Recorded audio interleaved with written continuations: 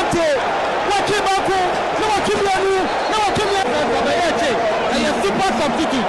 One American. This is a super substitute. So yeah, that was the goal of the year. It really deserves it. This goal drew prospects, scouts from Bayern and the rest to the guy. Yeah. Yes, moving on, the best home base player of the year. That's where the controversy is. Yes. It was given to Yawano. Yes, we were even, talking about him. Because here's the case. Yawano scored 21 goals yes. with no assist.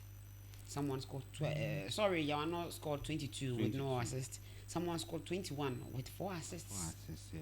So if it's based on attacking, you should give it to that person. And here's the case: we have a defender who was leading the assist. Okay. Like he was the top assist player in Ghana. A defender who also was among the top scorers. Okay. The top 10 scorers. He was part of the top 10 scorers. So looking at those players, and you just like, let's brush it off and give it to someone because of 1 goal difference. It's kinda, and besides, he did not even win any listen for the club. But both players, I'm talking of Imoro, who was the defender but leading the assist, yeah. Won the league with his team. Imbella 21 goals, which difference? Only one goal difference. Plus the assist. Won the league for his team. So you were thinking Imbella should have won? I'm not saying Imbella, but it should have been between Imbella and Imoro. Okay.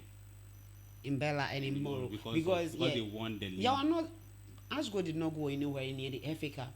If it was to be given to a player from House of Folk, I wouldn't have had any problem. Okay. It was given to a player from Bechem United or any team in the top 4. Okay. I wouldn't have had a problem because they've done something with their team. But where was Ashgood? You see where I'm coming from. And here's a team that currently is being investigated by the GFA again for fixed matches. Yes. So yes. Moving on, finish female footballer of the year went to Grace Asantua from Royal Betis. Yes, and most vibrant club on social media went to Asante Kotoko. Goalkeeper of the year Idrisu Abdullahi. Totally deserves it. Totally deserves it. Best African international went to Sadio Mane. And CEO of the year for the second time consecutively back to back went to Nanaya Wamponsa. And he said something that I know we would be discussing here. Yes. Special fan of the year went to Pokopine Tertiary, that's Asante Kotoko. Male team of the year went to Asante Kotoko. Female team of the year went to Ampem Dakwa Ladies. Living Legend Awards went to Abed Pele. And of course, the man who discovered Abed Pele was on stage yesterday. Yes.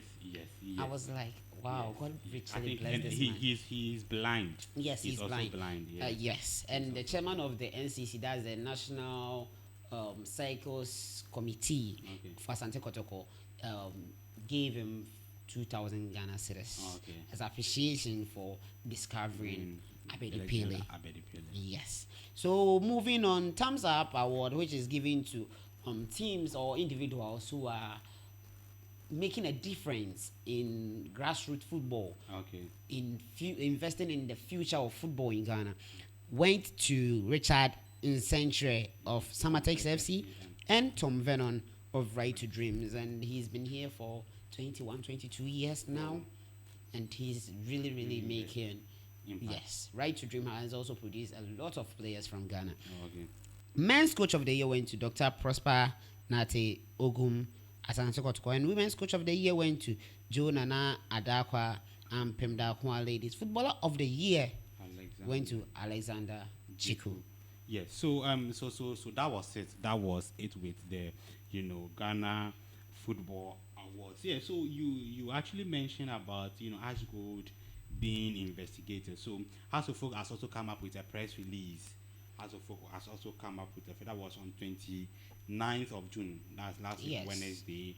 Well, so so if the producer has it ready. So it says, we refer to the allegation made by Mr. Albert Comey, Deputy CEO of Ash Gold, to the effect that we played a match of convenience with RTU on 19 June 2020 at the Accra Sports Stadium and wish to appeal to our supporters and the general public to ignore those comments. We wish to confirm that as a club, we do not engage in any action which will bring the name of the image of the game into disrepute. We play all matches in the spirit of absolute competitiveness and fair play without compromise. We wish to confirm that we never played a match of convenience against RTU. Subsequently, we have requested the GFA to invite Mr. Albert Comey and investigate these allegations to ascertain the truth and take appropriate actions, if any, to ensure that the image of the league is not unnecessarily marred. We would therefore appeal to our supporters to ignore the allegation made by Mr. Comey and remain calm while we work with the FA to investigate this matter. Baron, what do you think about this?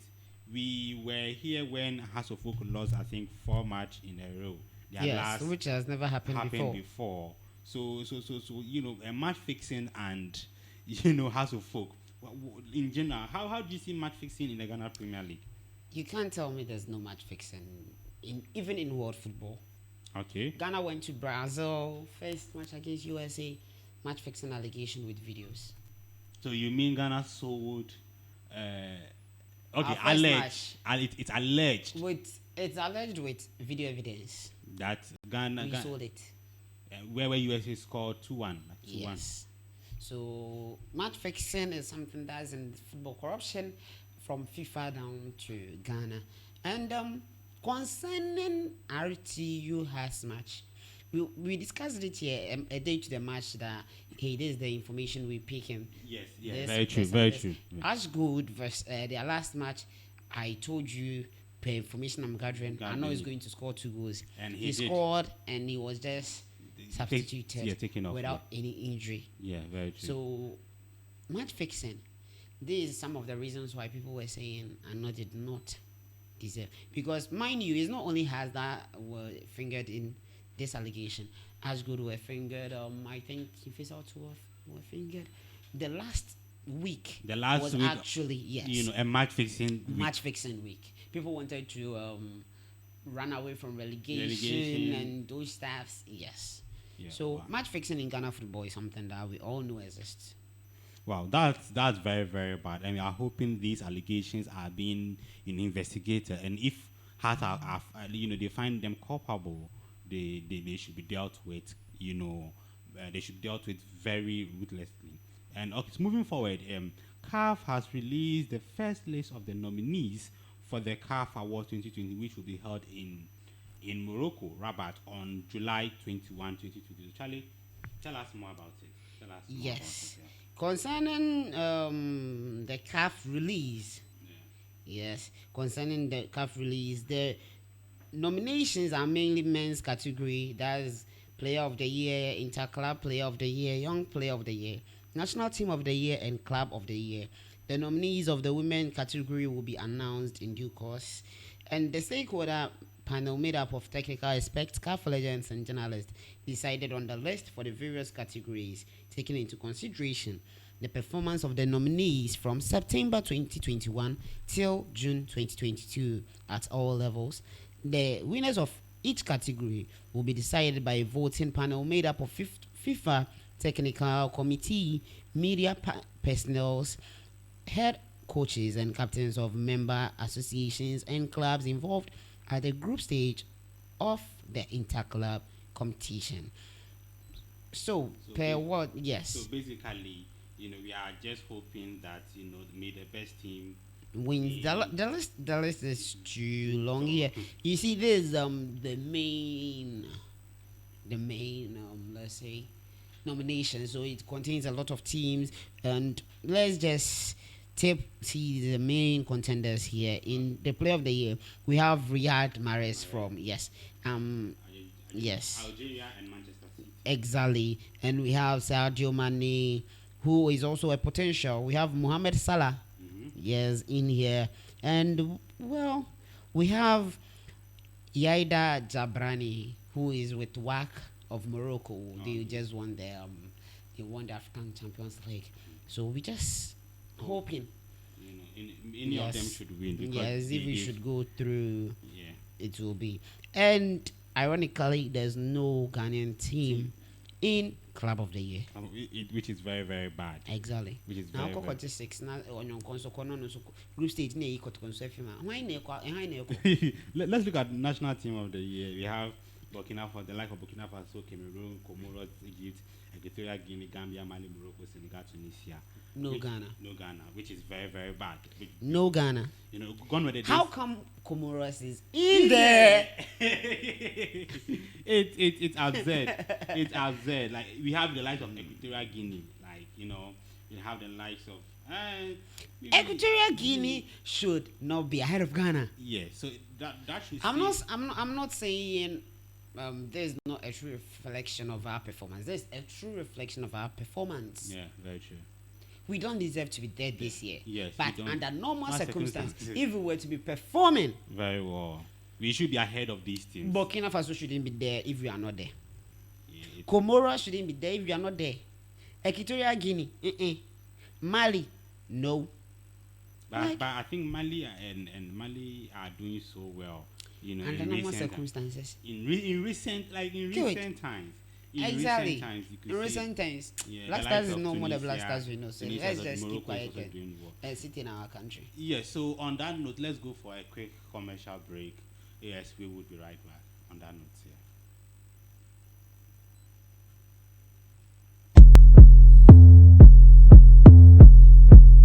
Hungry? Your favorite dish or craving is available at any time, anywhere with Pizzeria. With several restaurants on our platform, the dish you crave is just a tap away. From pizza to palaver sauce, everything is available on our website or via the Pizzeria app. Accra, Tema, and beyond. Ordering food is always a delight with Pizzeria.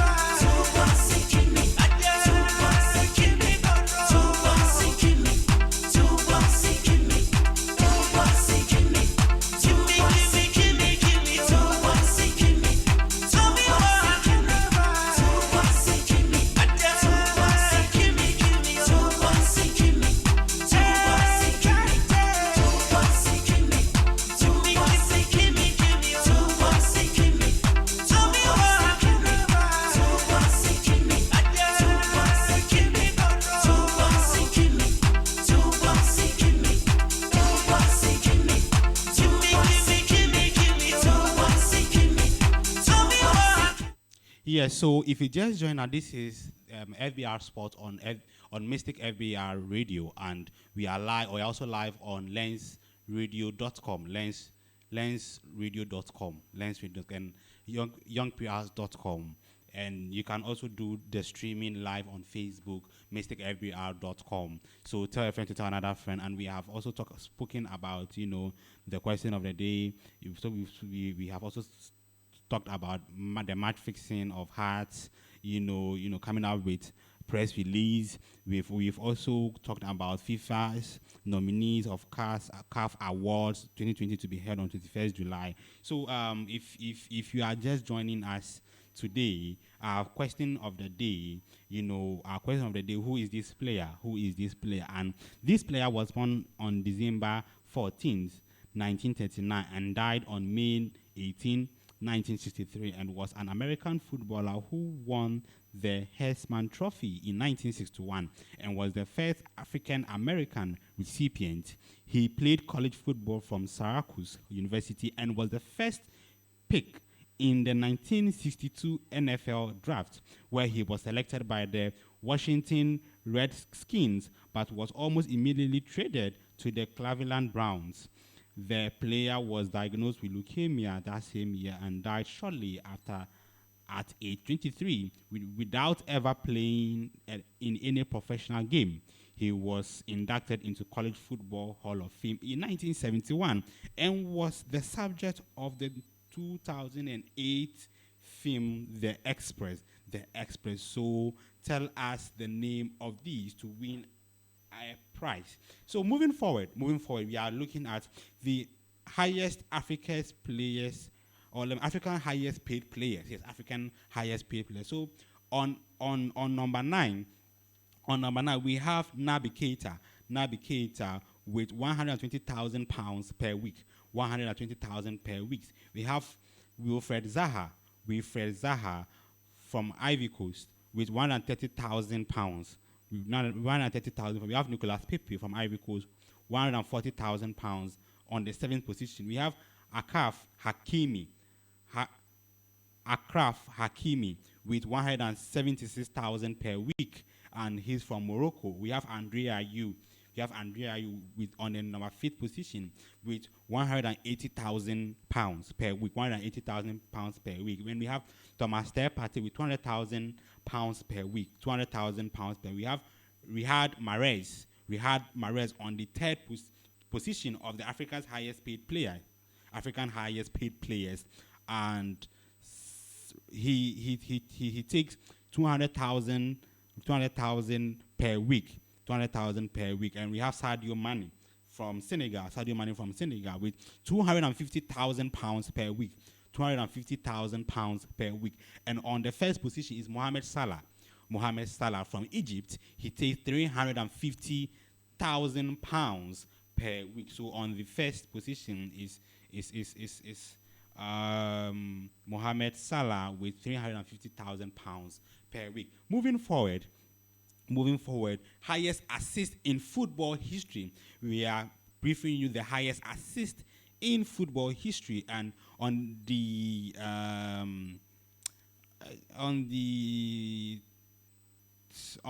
34th position. We have Ronaldinho with 186 within 640 games, and we have Frank Lampard 187 in 999 games. We have Christian Eriksen 188 in 675 games. We have Wayne Rooney with 198 in 884 games. We have Steven Gerrard 190 goals, 190 assists in 862 games. We have Dimitri Payet with 190 assists in 679 games. We have Dani Alves 191 in 964 games. We have Eden Hazard on the 27th position with 191 in 732 games. We have Andre Iniesta with 193 assists in 960 games. We have Ian Robben with 199 assists in 709 games. We have Hawk in 202 assists in 709 games. We have Karim Benzema with 205 assists in 850 games. We have Luis Figo with 206 in 771 games, and he is on the 22nd position. We have Andre Arshavin with 206 assists in 702 games. We have Thierry Henry, 209 goals in 919 games. We have Stephen Hoffman with 209 assists in 643, and he is on the 19th position. We have Francesco Totti with 210 assists in 842 games. We have Andres Martens with 212 in 788 games. We have David Silva on the 16th position with 218 assists with 831 games. We have Zlatan Ibrahimovic on the 15th position with 229 assists in 936 games. We have Neymar Jr. 230 in 674 games. We have Xavi 238 in 1,013 games. We have Dusan Tadic in 243 games, 243 assists in 697 games. We have Frank Ribery on the 11th position, 245 assists in 708 games. We have Cesc Fabregas, 250 assists in 33 games. We have Kevin De Bruyne with 250 assists in 627 games, and he's on the 9th position. On the 8th position, we have David Beckham, 255 in 830 games, and he's on the 8th position. On the 7th position, we have Mesut Ozil, and he is with 259 in 728 games, and he's on the 7th position. We have Ryan Giggs, and he has 260 assists in 1,009 games. We have Angel Di Maria on the 5th position with 267 in 797 games. We have Cristiano Ronaldo with 272 assists in 1,122 games, 1,122, and he's on the 4th position. On the 3rd position, we have Luis Suarez, and he has 227 assists in 829 games. And on the 2nd position, we have Thomas Muller with 287 assists in 862 games. And on the first position, we have Lionel Andre Messi with 368 assists in 974 games. And moving forward from that, we are going to look at 11 of the best hijack transfers in football history. 11 of the best transfer in football history. So first on our list is John Mikel Obi from Lyon to Manchester United, but was hijacked by almighty Chelsea. They are known for king of hijacks. So they hijacked, that transfer and, took Mikel Obi in 2006. We have Emmanuel Petit from Monaco to Tottenham, but was hijacked by Arsenal in 97. We have Willian from Ansa Makala. Charlie, this name. What is it? Yeah, so my co-host would help me with the name. So that was Willian. He was hijacked by Chelsea. In 2013. And we have Alexis Sanchez from Arsenal to Man City and was hijacked by Man United in 2018. We have Luis Diaz from Porto to Tottenham, but was hijacked by Liverpool in 2022. Makakala. Hey, Charlie. I'm told it's a Russian word. Yes. So William was hijacked by Anzi Makakala to Tottenham, but was hijacked by Chelsea in 2013. And also on the seat we have Ronaldinho to PSG, but from PSG to Manchester United, but was hijacked by FC Barcelona in 2013, and so on. So let's talk about let's talk about Nanya FC. Let's talk about Nanya FC. So Nanya FC finished the 2022 International Challenge Cup as silver medalist. The final against Senegal Academy team Institute Diemba went to penalties where Nanya lost 7-6 after a goalless regulation time score. The two sides had previously met at the group stage where Nanya won. This under-17 tournament hosted in Morocco featured club and select sides from around the world. The Ghanaians were coached by Abedi Pele. Baron, how do you see Nanya FC, being a silver medalist, on? Well, what I can say is they've made Ghana proud. They went there. We wanted gold. Yeah, sure. Everyone wanted gold, but at least they brought something home, unlike their senior brothers.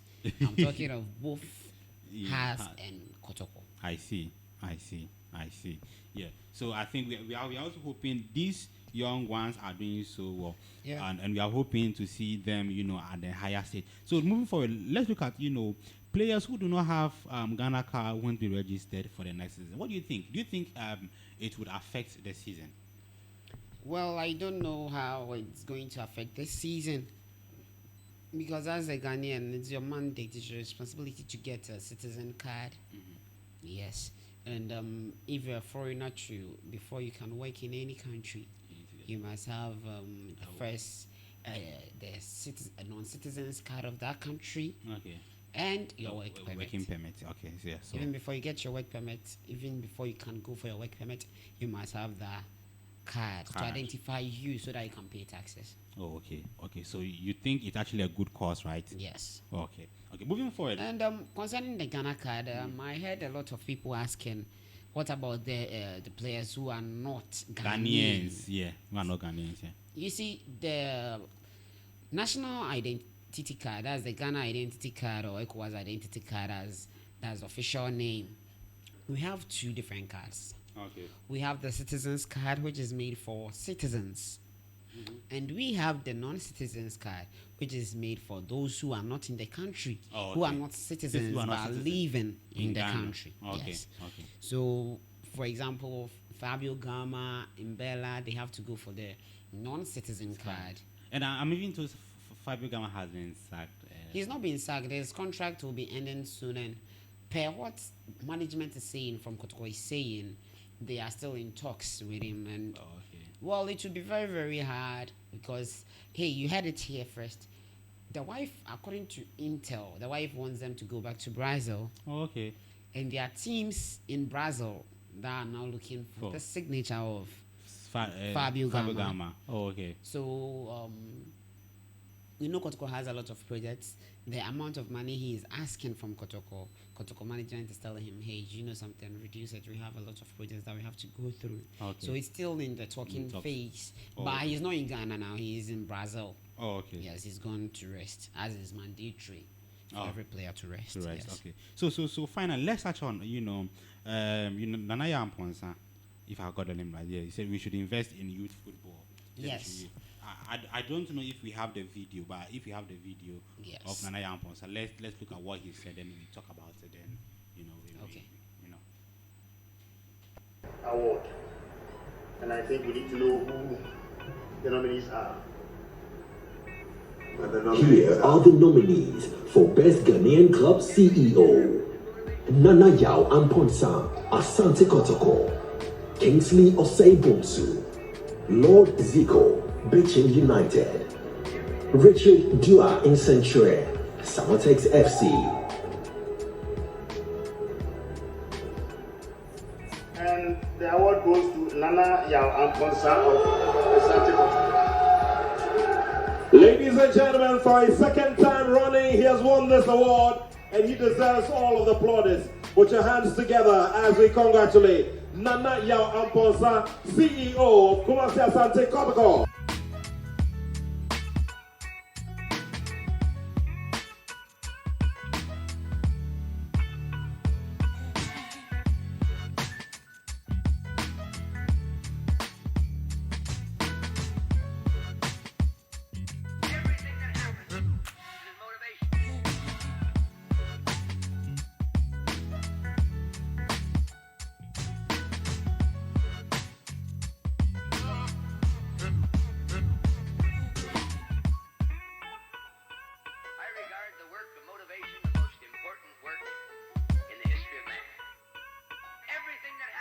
Good evening, ladies and gentlemen.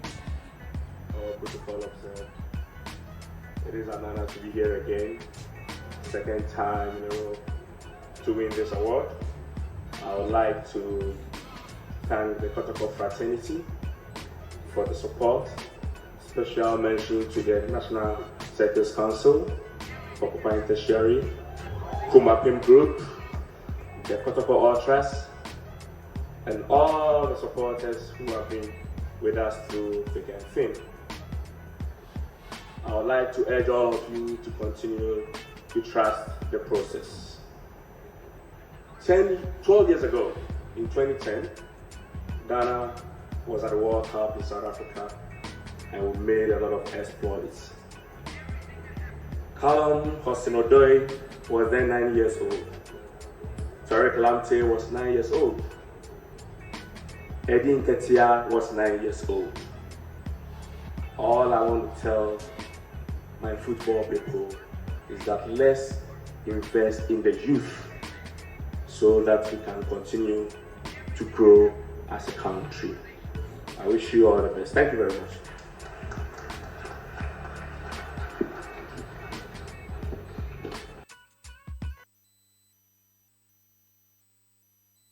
Yeah, so as you watched what he said, Baron, you know, Naya Ponsa, you know, since he became the CEO of, you know, the Asante Kotoko, he had done so much for the club. And he's, you know, after receiving his award, he's saying Ghana should invest into the youth football, But before you see anything, so the answer to the question of the day, I don't know if my producer can project, you know, the player of the day. So the answer is, his name is Ernie Davis. Ernie Davis, Erniedavis.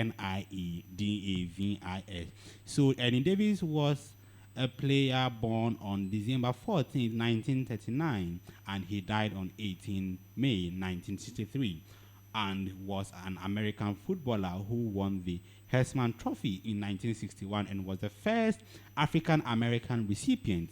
He played college football in Syracuse University and was the first pick in the 1962 NFL draft, where he was selected by the Washington Redskins, but was almost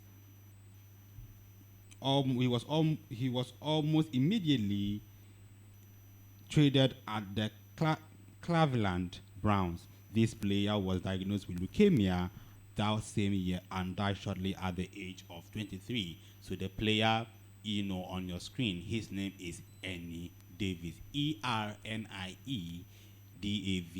So you can go on the net and search more about who Ernie Davis is and his achievements. So yeah, Byron, so let's talk about, you know, now Ponsa's statement here. Nana Ponsa, really, as he said, the cameras are off.